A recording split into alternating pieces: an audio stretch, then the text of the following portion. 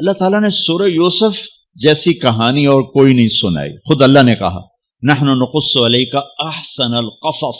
میرے محبوب آپ کو سب سے خوبصورت کہانی سنو. سب سے خوبصورت کیا ہے؟ یوسف کی کہانی. اور کسی نبی کا یوں تفصیل سے چلتے چلتے واقعہ پورے قرآن میں اور کہیں نہیں جیسے یوسف علیہ السلام کی کہانی.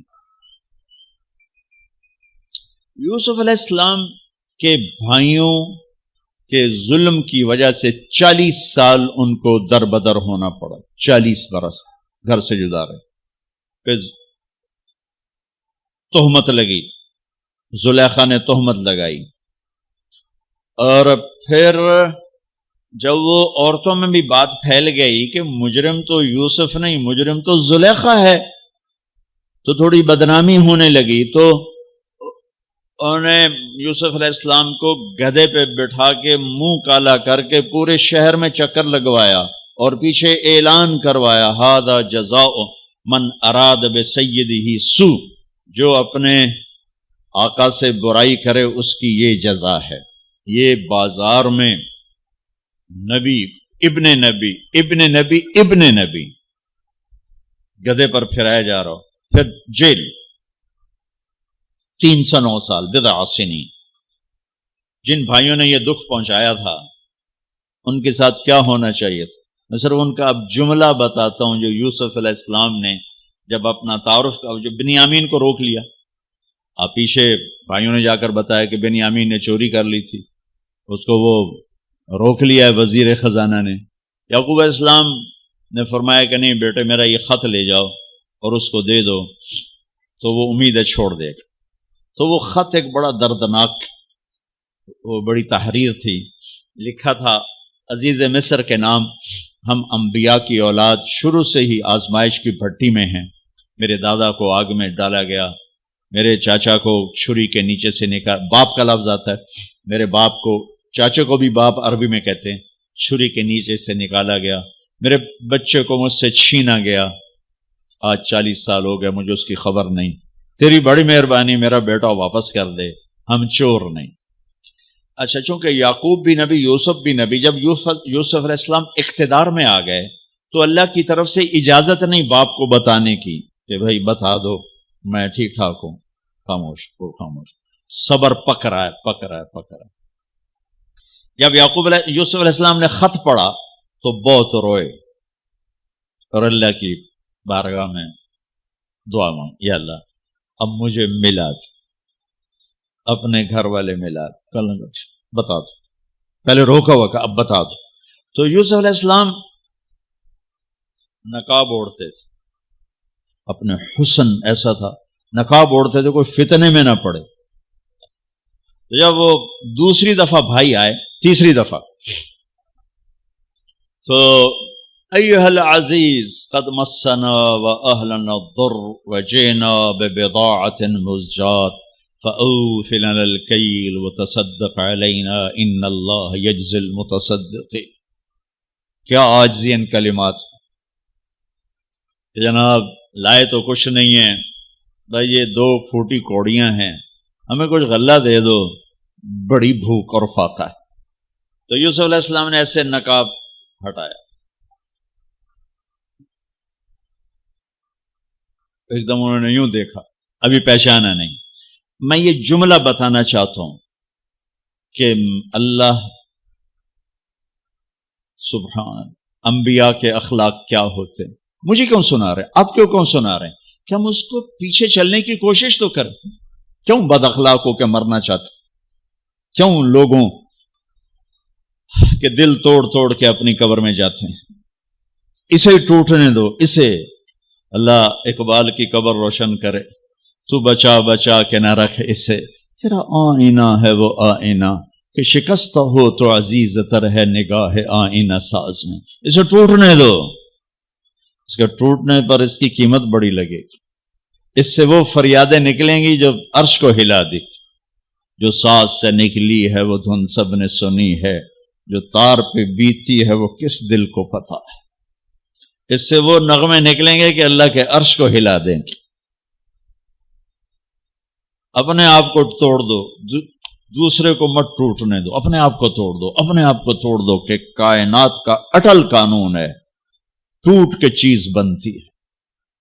یہ کتنی دفعہ یہ توڑا گیا، پھر اسے جوڑا گیا، پھر یہ روڈ بنا ہے۔ یہ کپڑا کتنی دفعہ کٹا پٹا اور پھر جا کر زیب تن ہوا ہے۔ هل علمتم ما فعلتم بيوسف واخيه اذ انتم جاهلون۔ یہاں جو انہوں نے کیا تھا اس کے مطابق جملہ ہے قد علمتم ما ظلمتم بيوسف واخيه اذ انتم عامدون۔ اب میں دونوں کا فرق بتاتا ہوں۔ یوسف علیہ السلام کو کہنا چاہیے تھا آئیو نا ذلیل ہوتے میرے اگوں، لگ گیا نا پتا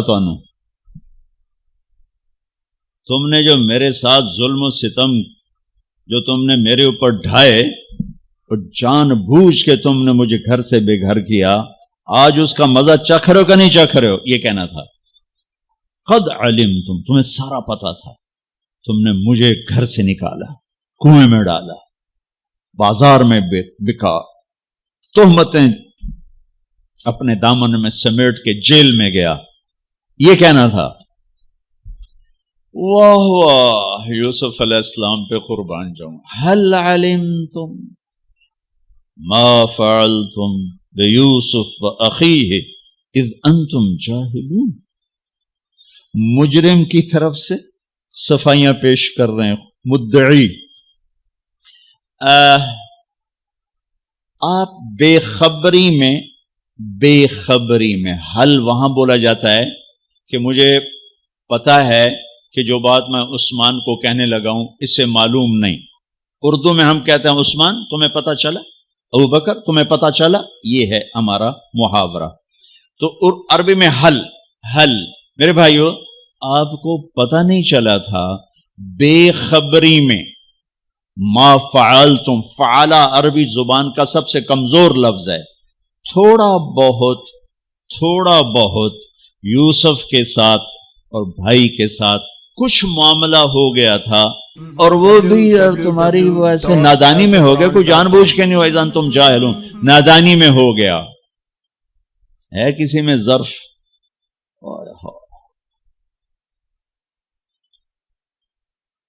بھائیوں نے ایسے دیکھا۔ قرآن سارا ہی بڑا خوبصورت ہے، لیکن بعض مقامات پر اگر انسان کو حیرت میں گم کر دیتے۔ قرآن سارا ہی خوبصورت۔ قرآن کی سب سے خوبصورت آیت کون سی ہے؟ وَقِيلَ يَا أَرْضُ ابْلَعِي مَاءَكِ وَيَا سَمَاءُ أَقْلِعِي وَغِيضَ الْمَاءُ وَقُضِيَ الْأَمْرُ وَاسْتَوَتْ عَلَى الْجُودِيِّ وَقِيلَ بُعْدًا لِلْقَوْمِ الظَّالِمِينَ۔ یہ قرآن کی سب سے خوبصورت آیت۔ یہ لفظ بھی یہاں اپنی جگہ پہ شاہکار ہے۔ اِنَّكَ لَأَنْتَ يُوسُف، اِنَّكَ لَأَنْتَ يُوسُف۔ حیرت، خوف، شک، یقین، ڈرے ہوئے، سہمے ہوئے، آس لگائے ہوئے، خطرے میں گھرے ہوئے، تھوڑا تھوڑا پہچانتے ہوئے، تھوڑا تھوڑا انکار کرتے ہوئے، بے شمار کیفیات کو قرآن نے دو لفظوں میں اِنَّكَ، شیر حیرت میں ہے، انگلیاں اٹھ رہی ہیں، اِنَّكَ لَأَنْتَ یوسف۔ پہلے شک پھر یقین، پہلے سوال پھر جواب، پہلے خوف پھر امن، پہلے ڈر پھر اطمینان۔ اِنَّكَ لَأَنْتَ یوسف، کہیں تو ہمارے خیال میں نہیں، یقیناً آپ یوسف ہو، یوسف تو نہیں، آپ یوسف ہو۔ میں نہیں ترجمہ کر سکتا، میں محسوس کرتا ہوں کہ وہ کیا اس وقت کیفیت ہوگی، الفاظ نہیں میرے پاس۔ انا یوسف وہذا اخی، ہاں میرے بھائیو ڈرو نہیں، میں یوسف ہوں، یہ میرا بھائی ہے۔ قد من اللہ علینا، سب اللہ نے ہمارے اوپر کرم کیا ہے۔ انہ من یتق ویصبر فإن اللہ لا یضیع اجر المحسنین۔ سارے قرآن کو دو لفظوں میں اللہ نے یہاں بیان کر دیا۔ جو تقوی اختیار کرتا ہے، جو صبر کرتا ہے، اللہ اسے ضائع نہیں کرتا۔ तकवा किसी मर्द औरत को अल्लाह से जोड़ता है और सब्र किसी मर्द औरत को अल्लाह और अल्लाह के बंदों से जोड़ देता है, जुड़ जाता है। पूरा इस्लाम 2 सिफ्तों में बयान कर दिया। वही सब्र को मैं कह रहा हूं, सब्र, माफ करना, दरगुजर करना, ये मुकम्मल इस्लाम की तस्वीर है। उसमें एक फरीजा हज है। अल्लाह आपका हमारा सफर कबूल फरमाए, मुबारक करे। हर फर्ज का बदल मौजूद है। अभी जोहर की नमाज पढ़ी जाएगी, कल की जोहर मौजूद है, असर पढ़ी जाएगी, आगे असर मौजूद है। आज की जोहर में कोताही हो गई, कल की जोहर में कोशिश करने का मौका मौजूद। इस साल के रोजे में कोताही हो गई, अगर जिंदगी बाकी रही तो अगले साल के रोजे में उसके इजाले की शक्ल मौजूद है। हज जिंदगी में एक दफा फर्ज। फर्ज किन का, जरा हाथ खड़ा कर। फर्ज हज पे कौन जा रहे हैं? माशाअल्लाह, काफी सारे लोग जा रहे हैं। फर्ज हज जिंदगी में एक दफा है, उसके बाद फर्ज कोई नहीं, नवाफिल है। और नफल और फर्ज में इतना फर्क है कि सारी जिंदगी हज करता रहे, फर्ज हज को नहीं पा सकता। सारी जिंदगी रोजे रखता रहे, फर्ज रोजे को नहीं पा सकता। तो अल्लाह ताला ने एक जुमले में सारे हज के आदाब बता दी। तज़व्वदु फ़इन्न खैर ज़ादि तक़वा। तज़व्वदु, भाई कोई सामान सुमन ठीक कर लो, लेके जाओ। तज़व्वदु एक लफ्ज, मादी जिस्मानी जरूरियात के लिए एक लफ्ज।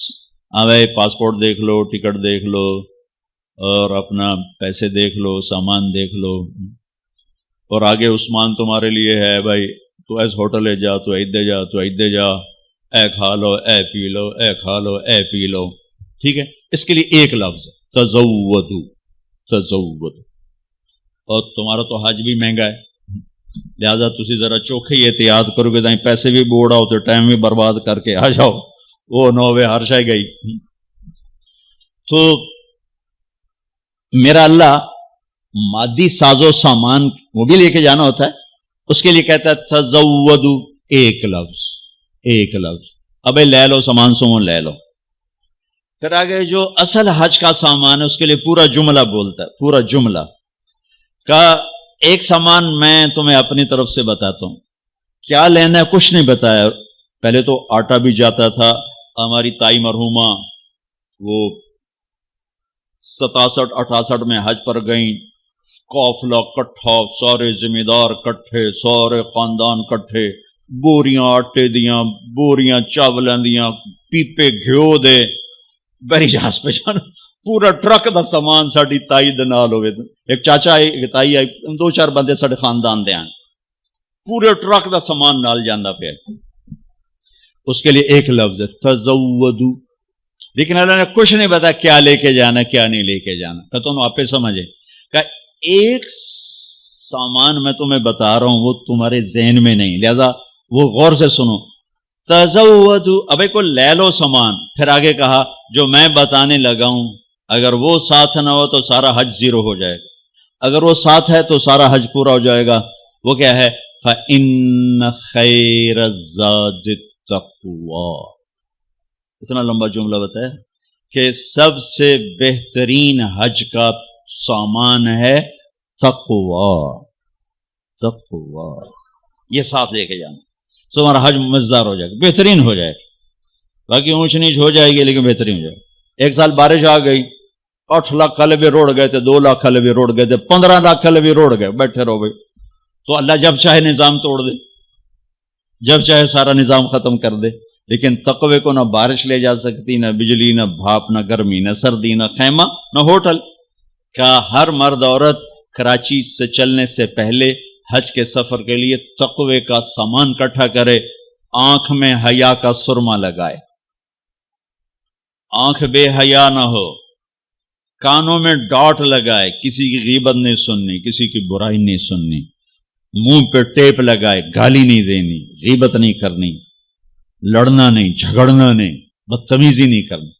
छोटी छोटी बातों पे लड़ रहा था, मैनू कमरा नहीं दिता, मैनू इत्थे नहीं दिता, मैनू इत्थे नहीं दिता, रोटी ठड्डी आ गई, सालन ठड्डा आ गया, वो इस पे लड़ रहे होते हैं। वो भूल जाते हैं हम तो अल्लाह रसूल के मेहमान हैं اور اللہ رسول کی مہمانی میں جو تکلیف آتی وہ تو جنت کا سامان بن رہا ہے. آپ کو ایک بات بتاؤں، جتنا بھی یہ تمہیں سکھ پہنچائے گا نا تو اللہ دھکا ضرور لاؤنا ہے. تو جہاں دھکا آیا نا وہاں بیٹھ کے دعا کرنا، اینو گالی نہ کڑے جی، اسے دعا کرے جی. کتھے ابو بکر سدو، کتھے عثمان سدو، نہیں کہ یا اللہ تیری طرف سے حال آیا ہے، یا اللہ یہ تیرے سامنے ہماری یہ عرضی، یہ درخواست، یہ درخواست، یہ درخواست. میرے رب کی قسم وہ دعا کی قبولیت کا وقت ہوتا. 92 کا حج میں نے کیا تھا، جدے والے بڑا وی آئی پی حج کراتے تھے اس وقت، لیکن ہماری بس جو پھنسی رش میں تو 32 گھنٹے بس میں گزار کے ہم بس پہ چڑھے اور بس سے ہی واپس میں نہ پہنچ. نہ ہمیں عرفات کا میدان ملا، نہ ہمیں خیمہ ملا، نہ کچھ کھانے کو ملا، نہ کچھ پینے کو ملا. جون کے مہینے کا حج تھا، جون کے مہینے. 2 عورتیں اس میں بے ہوش ہوئیں پیاس کی شدت کی وجہ سے. تو اللہ نہ کرے کہ ایسا ہو. میں یہ بتا رہا ہوں کہ جب اللہ سے آسانی، ابھی سے 2 نفل پڑھو، یا اللہ آسانی کرنا، یا اللہ آسانی کرنا، یا اللہ آسانی کرنا. وہ ہمارے جلائے ہمارے پنجابن کو پاولی کہتے ہیں، بڑے کمزور سی قوم اور بڑے بھولی بھالی قوم. تو وہ ایوب جلایا تھا، پاولی سمجھتے کچھ، مجھے اپنی زبان کا مزہ زیادہ آئے گا. اس کو ہو گیا بخار ہو گیا لمبا. ایوب علیہ السلام پہ 18 سال بیماری رہی ہے، ٹھیک ہے. وہ کہنے لگا اللہ سائیا میں تو ایوب نبی نہیں، میں تو ایوب پاولیاں، میرا بخار کیوں لمبا کیتی جان، میرے نال تا مہربانی کر، مینوں کدے پھا چڑے. تو تم سب کہنا یا اللہ ہم تو ایوب جو لاہے ہیں، ایوب نبی نہیں ہے، آسانیاں کر یا اللہ، آسانیاں کر یا اللہ. برگر بھی کھواتے حج بھی کرا، آئس کریم بھی کھواتے حج بھی کرا. اللہ سے مانگنا، مشقت کبھی نہ مانگنا، کبھی نہ مانگنا، کبھی نہ مانگنا. میرے والد صاحب رحمت اللہ علیہ ڈیرے میں بیٹھے ہوئے تھے، لہر میں آ گئے، اللہ سائیں آپ بخار دے میں آ توڑے گناہ تا معاف ہونا. راتی 104 تو چڑھیا 104 تے اب حال میں کیا اب ابا رب نو ایڈا چھوٹا تو بنا چھڑیا بھئی بخار نال ہی گناہ اس معاف کرنے. تو ایویں منگیا یا اللہ میرے گناہ معاف کر، ہن منگیا ہی تو بھوگ. اللہ سے مشقت نہ مانگنا، یا اللہ آسانیاں کر، یا اللہ آسانیاں کر. لیکن اگر آ جائے ہاتھ اٹھا لیں، وہی عرفات ہوگا، وہی مزدلفہ ہوگا، وہی مینا ہوگا. چاہے مکے میں آئے، چاہے مکے اور مدینے کے سفر میں آئے، چاہے ایئرپورٹ پر آئے، جدے میں آئے، جہاں بھی آئے، ناگواری مشقت ہاتھ اٹھا لیں. سیدھی جائیں گی دعائیں اللہ کے عرش، چونکہ آپ اللہ کے مہمان بن چکے. اور آپ کو پروٹوکول افسر، آپ کا استقبال کرنے والے لاکھوں کروڑوں فرشتے ہیں جو آسمان سے اتریں گے. اور آپ کے لیے خصوصی طور پر استقبالیہ میں ابراہیم علیہ السلام کو اللہ نے کھڑا کیا قیامت تک. کیا کہا ہے؟ اذن فی الناس بالحج یاتوک رجالا وعلی کل ضامر یاتین من کل فج عمیق. ابراہیم اذان دے، آواز لگا حج کی، لوگ حج پر آئیں گے تیرے پاس. یا تو کا ابراہیم علیہ السلام کو گئے ہوئے 4000 سال ہو چکے ہیں، اللہ کہہ رہے ہیں تیرے پاس آئیں گے، تیرے پاس آئیں گے. یعنی تو میری طرف سے میرے مہمانوں کا استقبالیہ بنے گا، استقبال کر میرے مہمانوں کا. لہٰذا یہ سفر بہت مبارک ہے، اس میں لڑائی نہیں کرنی، جگہ پہ نہیں لڑنا، کمروں پہ نہیں لڑنا، کھانے پہ نہیں لڑنا. جو آ جائے اسے برداشت کر کے اللہ سے دعاؤں میں نفلوں میں لگ جاؤ، دعا میں لگ جاؤ، تسبیح میں لگ جاؤ، تلاوت میں لگ جاؤ، گناہوں کی معافی میں لگ جاؤ. بہت سیزن ہے اللہ پاک سے مانگنے کا کہ اللہ ہمارے ساتھ سہولت عافیت کو معاملہ کرے. ہم اس قابل نہیں کہ ہم اس کی مشقتوں کو برداشت کر سکیں. اللہ آپ کا یہ سفر قبول فرمائے. جانے سے پہلے سب کو معاف کر کے جائیں، دلوں کو صاف کر کے جائیں، اپنے معاملات کو صاف کر کے جائیں، تاکہ اللہ بھی ہمارا معاملہ صاف کر دے. کہ ایک عرفات کا دن ایسا ہے جس میں میرے نبی کا فرمان ہے کہ اللہ تعالیٰ فرماتے ہیں میرا بندہ جتنے گناہ لے کر آ، جتنے بارش کے قطرے، جتنے ریت کے ذرے، جتنے درختوں کے پتے اور جتنے گردش ایام میں بننے والے دن اور رات ہیں ان کے گھڑی اور گھنٹے، آج اتنے بھی گناہ لائے گا تو ایک بول پہ معاف کروں گا، جاؤ معاف، جاؤ معاف، جاؤ معاف. تو حج کا سفر بہت مبارک، بہت خوبصورت ہے. اللہ تعالیٰ آپ کے لیے، ہمارے لیے اسے ہماری نجات کا ذریعہ بنائے، قبولیت کا ذریعہ بنائے، جن کا فرض ہے اللہ تعالیٰ فریضہ کی ادائیگی کی شکل پیدا فرمائے، جو نفلی طور پر جا رہے ہیں تو اللہ کو پسند ہے اس کے گھر بار بار آنا۔ تابعوا بین الحج والعمرہ، حج اور عمرہ بار بار کرو، بار بار کرو۔ فإنہما ينفیان الفقر والنفاق، بار بار حج اور عمرہ تمہارے نفاق کو بھی دور کرتا ہے اور تمہارے فقر کو بھی دور کرتا ہے۔ اللہ کے گھر کی حاضری جتنی دفعہ نصیب ہو مانگتے رہو، جاتے رہو۔ اللہ تعالیٰ آپ کا یہ ہمارا سفر قبول فرمائے۔ بس اس کی ذرا احتیاط ہو کہ زبان، آنکھ، کان یہ سب تقوی میں آ جائیں اور دل تقوی میں آ جائے تو انشاءاللہ یہ سفر بہت خوبصورت ہوگا۔ اور جب اللہ تعالیٰ آپ کو موقع دے واپس آ کر تبلیغ میں آپ وقت ضرور لگائیں، یہ بہت خوبصورت محنت ہے، آپ جائیں گے آپ کو بہت فائدہ ہوگا، بہت فائدہ ہوگا۔ اللہ ہم کو عمل کی توفیق بخشے۔ السلام علیکم۔